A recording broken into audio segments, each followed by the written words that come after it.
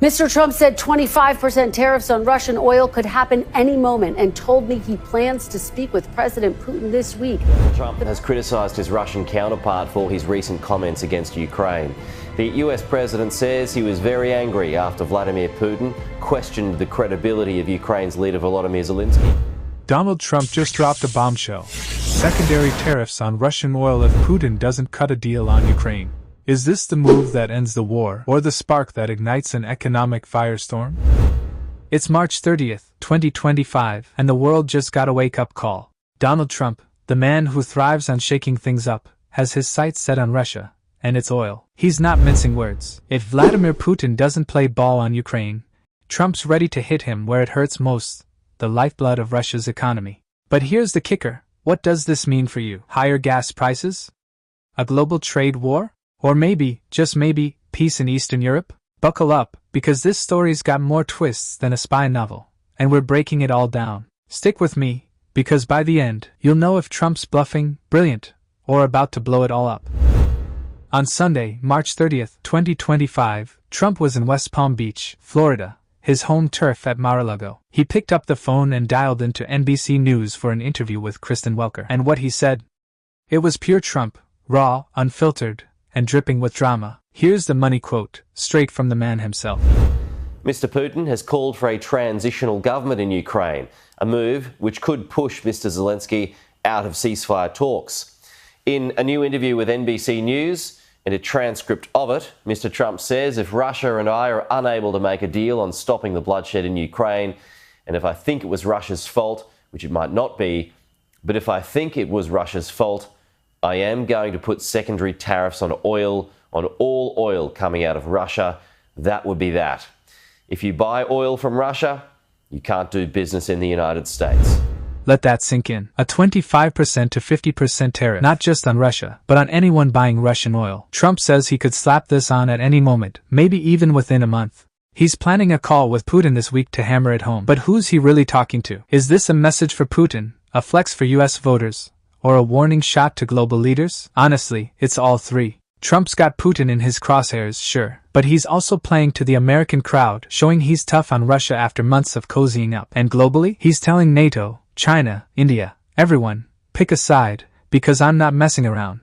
This wasn't some off-the-cuff tweet. Well, not entirely. Trump's been simmering on this for weeks. Just 3 weeks ago, on March 7th, he posted on Truth Social about large-scale banking sanctions and tariffs on Russia.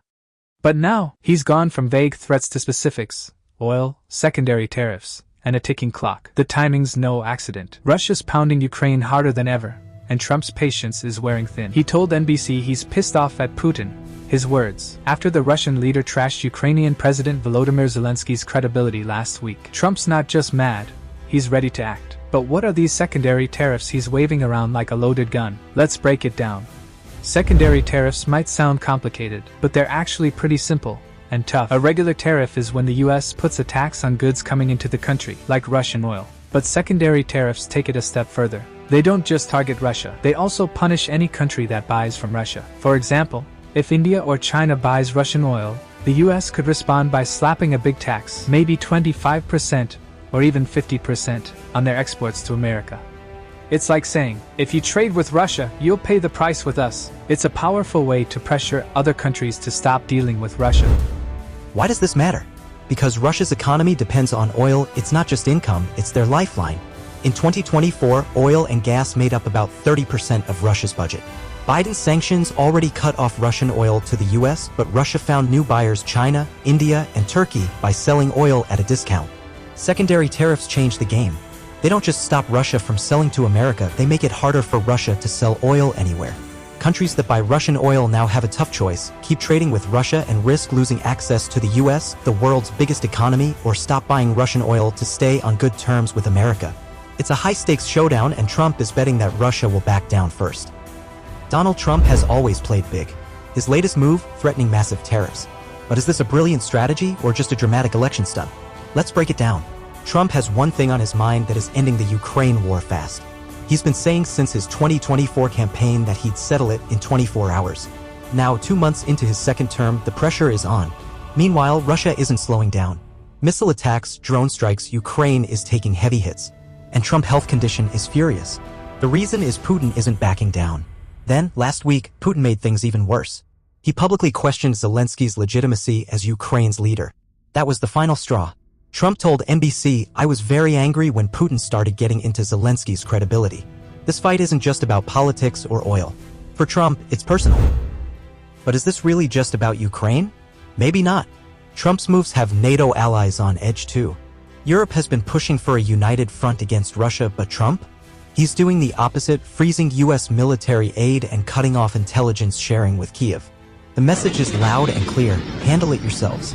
And now, with the tariff threat hanging in the air, it could be more than just a warning to Russia. Countries like Germany and France might be next in line if they don't fall in line with Trump's strategy. Or maybe it's even simpler. Trump wants a win. A quick ceasefire, a dramatic handshake, and front-page headlines, proof that he did what Biden couldn't. It would be a legacy-defining moment. But here's the real question: what if he pulls it off? Or worse, what if it all falls apart? Let's talk impact. Russia isn't backing down without a fight. Putin still has moves to make, none of them perfect, but they're on the table. First, he could negotiate.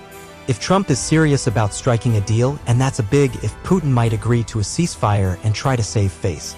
But don't count on it. He's been calling Western sanctions illegal for years and swears he can outlast them. Second, he could hit back. If Trump's tariffs start biting, Russia could cut oil production. That would send global prices soaring, squeezing economies everywhere. Worse? Putin might team up with OPEC to create an even bigger crisis. Then there's the third option: pivot elsewhere. China and India already buy 90% of Russia's oil. If Trump tightens the screws, Putin could double down, offering steeper discounts to keep those buyers loyal. Whatever happens next, one thing's clear: this isn't over yet. Right now, Russia pumps out a massive 11 million barrels of oil per day. That's a huge chunk of the world's supply. But if new sanctions cut that in half, brace yourself, oil prices could skyrocket to $120 or even $150 per barrel. And it's not just you feeling the heat. Europe is already on edge. Germany's leader straight up called this a nightmare scenario. See, they've stopped buying Russian oil, but their refineries still need crude from somewhere. And finding replacements? That's easier said than done. Meanwhile, India loves cheap Russian oil. It keeps their economy running smoothly. But what happens if they're forced to choose between Russia and the West? Chaos. And China? They'll just keep buying like nothing happened. So, the big question is, if Trump pushes these new sanctions, will America's allies follow? Europe might grumble but fall in line. But India and China? They might just shrug, laugh, and keep buying Russian oil anyway. And that, my friends, could throw the entire global oil market into turmoil. So, what do you think? Are we headed for an energy crisis? Let me know in the comments. Imagine this: you wake up one morning, grab your phone, and see the headlines: tariffs are hitting hard. At first, it doesn't seem like a big deal. Just another political move, right? But then you head out to fill up your car and the gas prices have jumped overnight. Your grocery bill? Higher. Shipping costs? Rising. Everything from the coffee you drink to the clothes you buy gets more expensive. Inflation was already a headache, but now it's turning into a full-blown crisis. Trump believes American oil production can step in and save the day, but that's not an instant fix. It could take months, even years. Meanwhile, your wallet feels lighter with every purchase. And Wall Street? They panic. The stock market's already shaky, and these tariffs could send it plunging, maybe even by 1,000 points in a single night. Investors freak out. Businesses scramble. But here's the real twist: while America struggles, Russia and China might see an opportunity. They've already started trading in their own currencies instead of the US dollar. If Trump's tariffs push them further away, they could grow even closer, building an economic and military alliance that sidelines the US entirely. What started as a trade war could turn into something much bigger. And instead of hurting the competition, America might end up taking the hardest hit. Is Trump a mastermind or just rolling the dice? His plan could push Putin to end the war and claim victory. But it could also send oil prices crashing, strain relationships with allies, and leave the world paying the price. If Trump wins in 2024, will he go through with it? Most likely, but only if Putin doesn't call his bluff. And this isn't just about tariffs, it's about the next big twist in the Russia-Ukraine war. Is this a brilliant strategy or a dangerous gamble? What do you think? Share your thoughts in the comments. If you support Trump's move, hit like. If you think it's risky, subscribe and stay updated. This story is just getting started. Don't miss what happens next. Either have to talk and talk it out, or